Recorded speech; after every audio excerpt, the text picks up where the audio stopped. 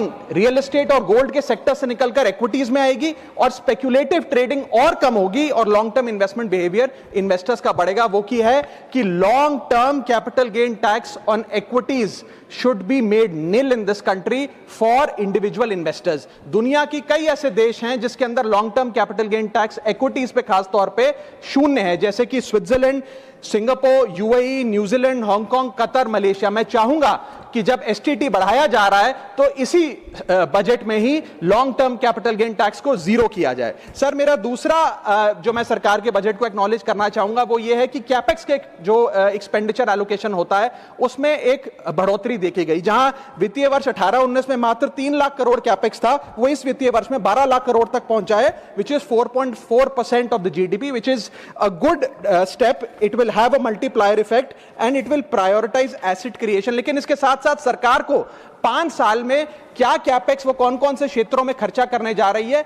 उसका एक ब्यौरा देना चाहिए ताकि प्राइवेट सेक्टर भी इस कैपेक्स के खर्चे को मैच कर सके।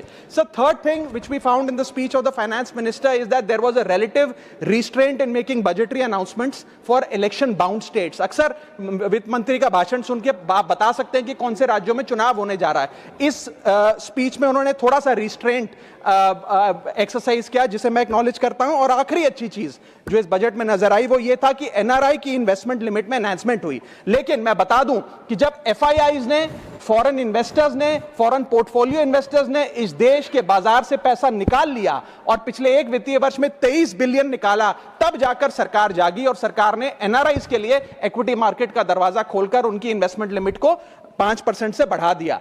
इसमें कोई दो राय नहीं है कि इससे इन्वेस्टर्स 32 मिलियन एनआरआई इन्वेस्टर्स को अब भारतीय बाजार में पैसा डालने का मौका मिलेगा। लेकिन इसी के साथ साथ सरकार को इस पर भी गौर फरमाना चाहिए कि क्यों फॉरेन इन्वेस्टर्स भारत से पैसा निकाल कर बाजार को छोड़कर जा रहे हैं। Sir, now I come to the bad part of the budget. First thing is the debt to GDP crisis. सरकार ने और डेट लेने के लिए, कर्जा लेने के लिए इस बजट में फॉर्मूला ही बदल दिया।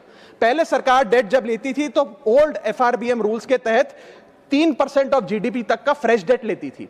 इस बजट में सरकार ने उस फॉर्मूले को बदलकर कहा कि टोटल सरकार का डेट जीडीपी का 50% होगा और उस सीमा में हम डेट लेंगे। यानी कि they want to play on the denominator effect. For example, एक साल बजट अगर हमारा जीडीपी 12% से ग्रो करता है तो उस साल सरकार खूब सारा डेट लेके सरकार पे कर्जा लाद सकती है, जो कि फिस्कल डेफिसिट 4.5, 6.5, 5% तक भी पहुंच सकता है। सर, इसी के साथ साथ मैं बताना चाहूंगा कि आज सरकार कहती है कि हमारा डेट टू जीडीपी रेशियो 56% है, लेकिन ये गलत है क्योंकि बहुत सारे ऑफ बैलेंस शीट आइटम्स हैं जिसे सरकार